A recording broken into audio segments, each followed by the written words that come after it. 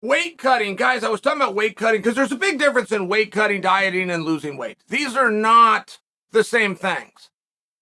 Not at all. As a matter of fact, there's a specific order that you will do each. When I got to get guys to lose weight, I don't talk to them about dieting. I use wordplay, but I tell them to change their eating habits. It's going to change your eating habits. And you'll do that for a little while because the deep, dark secret, and there's just one word. There's one word that is the dirty word in dieting.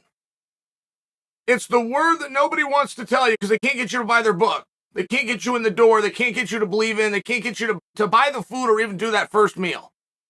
The dirty word in dieting is time. It takes time. If you're a good dietitian, you'll stop your client from getting on the scale. You'll put them on that first day, and you might even let them on as often as once a week. Bi-weekly. Once a month is what you would prefer. But just do these things and take time. You get a guy that gets a little bit hungry. He's on a diet. He's got it in his head. He's in a diet. He had some oatmeal for breakfast today. I mean, he really is on a diet. He'll go get on that scale 5 times before lunch and then get frustrated because he's not losing any weight. How am I not losing weight? I'm hungry. God, I haven't eaten in an hour. It's a real thing. When you're cutting weight, there are different methods. And the methods that came over to MMA and live to this day were brought 100% by Mike Dolce. Now, Mike Dolce brought those not from the world of wrestling. They came from the bodybuilding world. Bodybuilders who have to get on stage and show their physique. I didn't know those guys were dehydrated on stage. I don't actually know a bodybuilder. I don't have a single friend or acquaintance that I could reach out to that's gone on stage and done the flexing. I just don't know. And it never crossed my mind. I thought they were lifting right. And I know about the proteins and all the stuff that they sponsor and say that they do. But I didn't know that pulling water out was one of those things. So Dolce did. Dolce came in with what's known as the bath. You guys will hear about the bath all the time. Well, I had to lose some weight, so I got in the bath. You'll hear that. It's kind of a colloquialism within our sport.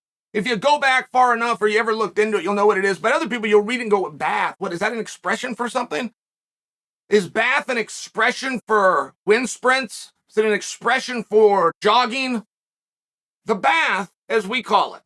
And the first time I was told about this, which was by Matt Lindland, who just got off the phone with Mike Dolce. I was out in California, and I had to lose 9 pounds before my fight. Matt tells me I've got to do this bath, and I got to get 2 bags of Epsom salt. I got to get 2 bottles of rubbing alcohol. Must be green. And I have to get a makeup remover called Abilene. I'll rub this Abilene all over my body because the reason it's a good makeup remover is it opens up your pores. All right, so I'm going to open my pores with Abilene. I'm going to get in a hot bath that's going to have Epsom salt. Now, salt's on anybody. You've seen it, of course, like with a slug. You've seen how it will pull the water out. But salt with anybody will pull water out if you use enough of it. Green rubbing alcohol to this day, can't tell you what that does. These are the ingredients. And I tell Matt, oh my goodness, am I frustrated. Matt's going to have me go, oh my God, I'm annoyed. I'm annoyed, but Matt's my coach and I'm going to show him this respect. But I make one deal with him. We do it tonight. I do not want to waste an hour tomorrow doing this, and this is a waste. So let's just do it tonight to humor you, who can tell Mike Dolce you listen, and off we go. Well, I got in the bath that night. And that was very interesting because I'm in a hotel room, right? So you know what those look like. Got one wall is a mirror. That's where you got your sink, and then right over here you got a bathtub. So I'm in there soaking in the tub, and I'm having a negative conversation with myself the entire time, and everything's covered except for my head. And I keep sinking myself all the way down just so I can breathe. When I got my phone in there with me, and it's going to ding when an hour's up, right? 60 minutes. Great. At least I can be done with this. I get a little bit of rest, and then I'll go lose weight the way I know I need to lose weight, which is putting on my sauna suit and running. Okay. So I do it. I get down. I'm negative the entire time. I don't believe in this thing, not for one single second. I stand up to dry off. I stand up to get out, and when I turn is that huge bathroom mirror. I look at myself. Oh my God. I had visibly lost weight. I was a different person now. What? So I drive as quick as I can. I travel with a scale. I jump right on the scale. I'm down 8 pounds. 8 pounds an hour of sitting in this bath that I never heard of and didn't believe in. I never cut weight again any other method than the bath. If I had 20 pounds to get off, I'd 4 and 5 and 6 bags of Epsom salt. I do a bath. I go rest for a little bit. I go back in a few hours later, put the new bags in. I go back in the morning. Whatever it was, I never took a step. I never burned a calorie. I never saw or smelled or dealt with this ever again. This is just all that I did. So we have a lot of guys in our sport doing that, and they're talking about this bath business. I was just going to share with you what that's all about. And your body will stop. At some point, you will stop sweating. You guys might go for a walk right now on a hot day. You got to go change your shirt. You're so sweaty. There's other times that you could sprint that same thing in that same heat. You won't lose a pound. You won't even get a sweat going. Your body will start to cling. Your body needs water to stay alive. You cut so much weight that you begin to give water off of your organs.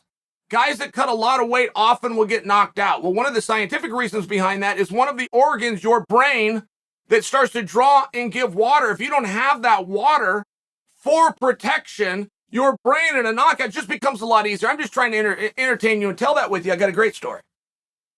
Coach Beasley. Now, Coach Beasley wrote a book. You guys can go out and find it on the internet. It's called The Perfect Match. I've spoke to you about it many times. I've told you his concept behind a perfect match, but Coach Beasley is also a hypnotist. Now, the very first thing he will tell a client who he's hypnotizing, getting them off smoking, getting whatever it is that they do, the very first thing that he will tell them is, this is not magic. This is suggestive, and it only works if you let it work.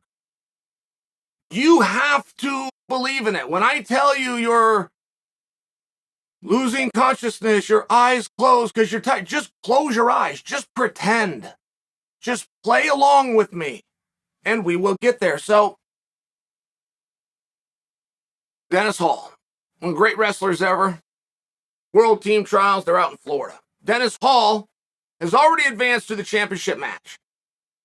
He's got to beat the scale, and then he's go wrestle Grunwald, go and make the team. Dennis can't beat the scale.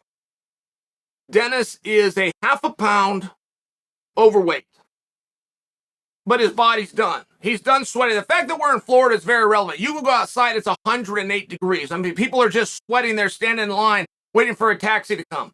Dennis has plastics on. He's got his full gear. He's running outside for an hour. He can't even break a sweat. It's over. So he comes up to Beasley's hotel room and he tells him, it's over. Weigh-ins are in 30 minutes. I can't drop this. Beasley brings him in, has him get into his underwear and lay down.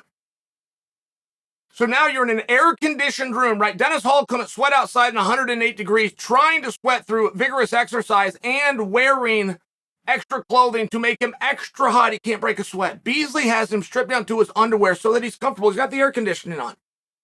He lays Dennis down and he hypnotizes him.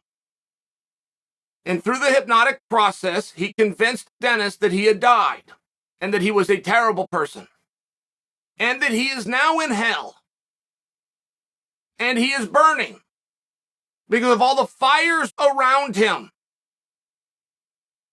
When he wakes Dennis up, okay, there's only 30 minutes, and Dennis had to be on the scale. When he wakes Dennis up, Dennis is now a pound underweight. He's soaking wet in his underwear in air conditioning.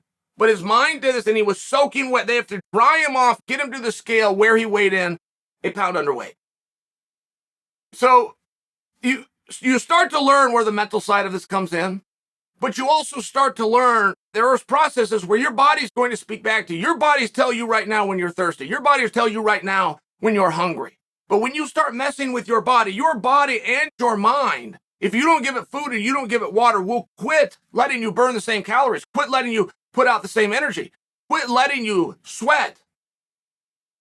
Your body wants you to listen to it. If you don't, at some point, it will fight back.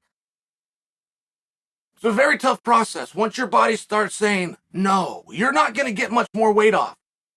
And you can call it early. You can call it at the last minute. You cannot call it all. You can just go to the scale and look like a fool in front of the world. The result is going to be the same.